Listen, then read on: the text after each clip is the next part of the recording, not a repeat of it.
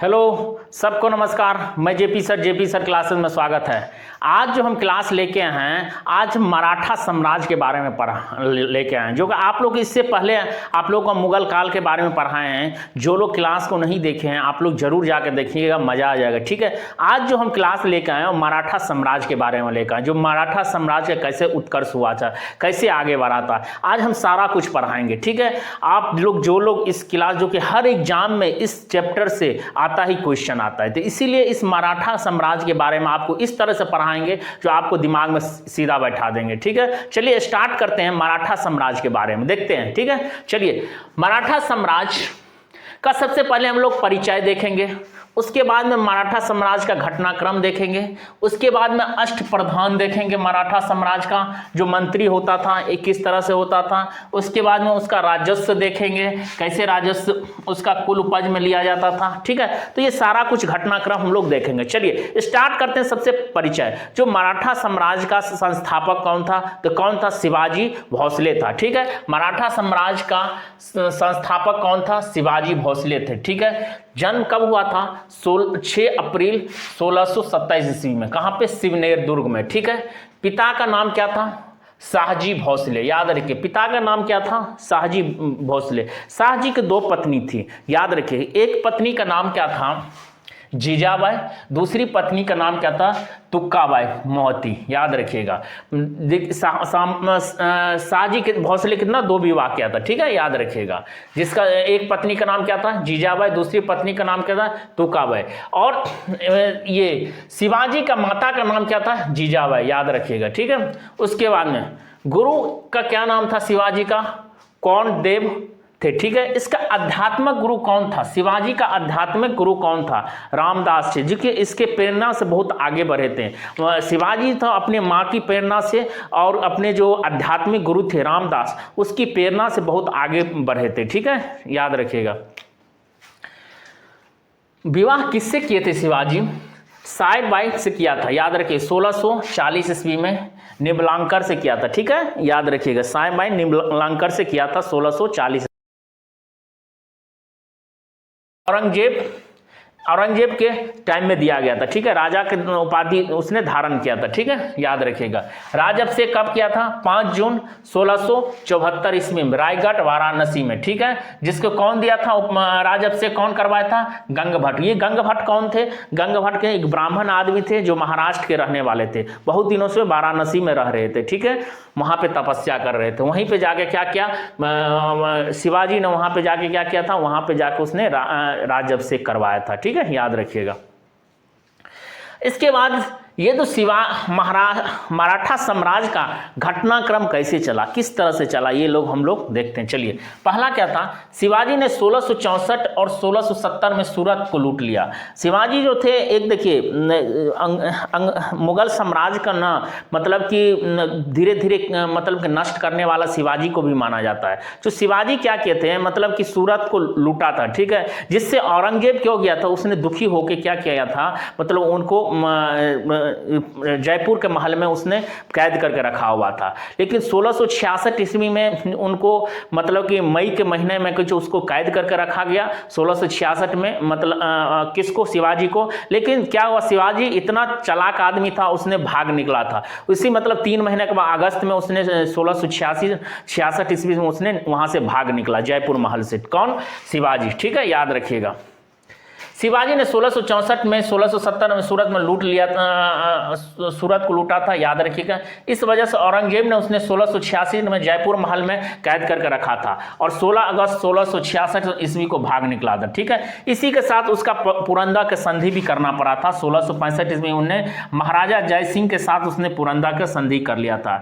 शिवाजी पुरंदा का संधि पूछता है बहुत बार क्वेश्चन, किसके किसके बीच में हुआ था? शिवाजी और किसके बाद में? जय सिंह के बीच में हुआ था पुरंदर 1665 ईस्वी में। ठीक है, या क्वेश्चन बहुत बार आया क्वेश्चन, तो याद रखिएगा, ईस्वी बहुत पूछता है। ठीक है, उसके बाद शिवाजी का मृत्यु कब हुआ था? 1680 में 53 वर्ष की अवस्था में उनकी मृत्यु हो गया था। ठीक है, बहुत बार क्वेश्चन आया तो शिवाजी की मृत्यु कब हुआ था, मतलब 1680 में हुआ था, कितना वर्ष की अवस्था में हुआ था? तो 53 वर्ष की अवस्था में उनका मृत्यु हो गया था। ठीक है, ये सब ध्यान रखिएगा। ठीक है, अरे यार आप लोग हम बता रहे हैं, आप लोग को मैथ का भी क्लास चलेगा। ठीक है, आप लोग टेंशन मत लो। ठीक है, हम मैथ का भी क्लास लेकर आएंगे, आप लोग टेंशन मत लीजिए। ठीक है, बहुत सारा बच्चे को डिमांड है तो हम उसको पूरा करेंगे। ठीक है, तो मतलब कि मैथ आप लोग को मेरे से पढ़ के बहुत इंटरेस्टेड लगता है तो हम आपको जरूर मैथ का क्लास आपको हम लेकर आएंगे, क्योंकि अभी बहुत सारा बिहार पुलिस और बिहार दरोगा वाले का एग्जाम है, समझ गए ना, तो इसीलिए हम उसको बहुत फोकस कर रहे हैं। बहुत सारा मतलब कि जीके जीएस से क्वेश्चन बहुत आ रहा है आजकल में, तो इसीलिए बच्चे लोग को हम पढ़ा रहे हैं।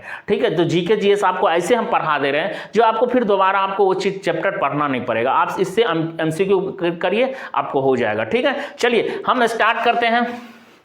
पुरंदर के 1665 ईस्वी में महाराजा जयसिंह के साथ उसने संधि कर दिया, मृत्यु 1680 में हो गया। ठीक है, याद रखिएगा। मराठा साम्राज्य के बारे में हम लोग पढ़ रहे हैं। देखिए, शिवाजी के मंत्रिमंडल को अष्टप्रधान कहा जाता था। शिवाजी का एक देखिए कोई भी मंत्रिमंडल को क्या बोला जाता? अष्टप्रधान। 8 ठो मतलब कि उसके प्रधान बनाया जाता था जो काम करता था। ठीक है, जिससे पहला प्रधानमंत्री के रूप में जैसे होता है, जैसे मेरा देश में क्या मतलब देश का क्या है, पहला राष्ट्रपति होते हैं, प्रधानमंत्री होते हैं, वैसे ही वहाँ पर क्या होता था, मतलब कि अष्टप्रधान माना जाता था शिवाजी के टाइम में। ठीक है, उस अष्टप्रधान कौन कौन थे? जिससे पेशवा के पद को महत्वपूर्ण माना जाता। पेशवा पद जो था शिवाजी के टाइम में एक महत्वपूर्ण पद माना, जिसको पेशवा का पद, जैसे हम लोग प्रधानमंत्री का पद किसी को मिल जाता है तो उसको महत्वपूर्ण माना जाता है, वैसे ही मेरा उस टाइम क्या था, पेशवा का जो था उस टाइम महत्वपूर्ण माना जाता था। ठीक है, पेशवा पद जो था, पेशवा पद किसको बोला जाता है? अष्टप्रधान प्रधानमंत्री को। बहुत बार क्वेश्चन पूछता है, शिवाजी के टाइम में पेशवा पद किसको बोला जाता है? प्रधानमंत्री को। ठीक है, याद रखिएगा। दूसरा, अमत किसको, अच्छा सरी ए नौबत किसको बोला जाता? सेनापति को। जो सेनापति लेके जाता था युद्ध करने के लिए उसको क्या बोला जाता था? मतलब कि सरी ए नौबत। ठीक है, अमत क्या होता था? राजस्व का मंत्री, मतलब राजस्व में कुछ टैक्स वसूलना, कुछ भी काम करना, वो कौन होता था? राजस्व का मंत्री होता था, अमत बोला जाता। ठीक है, वाकानाविस कितना सूचना और गुप्तचर, मतलब कि कोई भी क्या होता, प्रधानमंत्री को सूचना, पेशवा को सूचना देने वाला कौन होता था? कौन होता था? ये कौन होता था? वाकानविसी, याद रखिएगा। ठीक है, ये सूचना विभाग का है। उसके बाद चिटनीस क्या होता था? राजकीय पत्रों पर पढ़कर भाषाओं शैली में कोई भी पत्र आता था, मतलब उसको क्या हो जाता? देखिए उस टाइम, पहले के टाइम में क्या होता, अनेक पत्र आता था, तो मतलब कि किसी को मराठा आता था, किसी को फारसी आता था मुगल काल में, तो मतलब कि एक ऐसा विभाग बनाया गया था जो कोई भी कहीं से भी पत्र आएगा ना तो उसको पढ़ के उसको जवाब देना है, समझ गया, उसको बताना है। मतलब कि कोई भी, अच्छे मान लीजिए मेरा देश में हिंदी भाषा भाषी है लेकिन अंग्रेज से आया, अंग्रेज से कोई पत्र आएगा। ठीक है, मतलब इंग्लैंड से कोई पत्र आएगा तो क्या होगा, यहाँ का आदमी अंग्रेज कुछ ऐसा प्रधान बनाया जाता है जो वो अंग्रेजी में उसको हिंदी में ट्रांसलेट करके फिर उसको बताया जाता है। ठीक है, अंग्रेजी में, तो ये चीज होता है। ठीक है, तो ऐसे होता था चिटनेस। ठीक है, उसका सुमंत कौन होता था? विदेश मंत्री। जैसे हम लोग का विदेश मंत्री कौन है? जयशंकर, तो वैसे ही विदेश मंत्री उस टाइम को क्या बोला जाए? सुमंत को बोला जाता। ठीक है, याद रखिएगा। पंडित राव, तो पंडित राव क्या धार्मिक कार्यों के लिए कार्य को लिए ये उसको नियुक्ति किया जाता है, मतलब धार्मिक, मतलब पंडित करना, यज्ञ करवाना, ये सब सारा कुछ किसको? पंडित का काम रहता है, पंडित राव। ठीक है, याद रखें। न्यायाधीश जो न्याय का विभाग का प्रधान हो जाता, मतलब कि सबसे पहले क्या होता था हम लोग लास्ट में क्या होता? न्यायाधीश, मतलब कोई भी चीज़ को क्या होना? न्याय दिलवा। कोई भी घटना हुआ तो उसके बाद में उसके पास जाएगा और वो क्या करेगा? न्याय दिलवाएगा। ठीक है, तो याद रखिए ये जो अष्टप्रधान है ना, बहुत बार इसको याद रखेंगे। तरीका क्या है, हम आपको पहले शब्द में है तो प्रधानमंत्री, पेशवा का मतलब प्रधानमंत्री। सरी ए नौबत है कि स क्या है? तो सरी मतलब सेनापति। ठीक है, याद रखें। अमत राजस्व मंत्री। ठीक है, और वका निवास मतलब वह है तो विभाग का अध्यक्ष। ठीक है, याद रखिएगा। उसका चिटनेस का मतलब क्या होता है? राजकीय पत्रों का भाषा को शैली को देखना। ठीक है, या सुमंत का मतलब क्या होता है? विदेश में। सुमंत को उल्टा कर दिएगा विदेश मंत्री। ठीक है, याद रखिएगा। पंडित का मतलब, पंडित से आपको याद रखना होगा, मतलब कि कोई भी काम करेगा और धार्मिक काम करेगा। ठीक है, याद रखिएगा।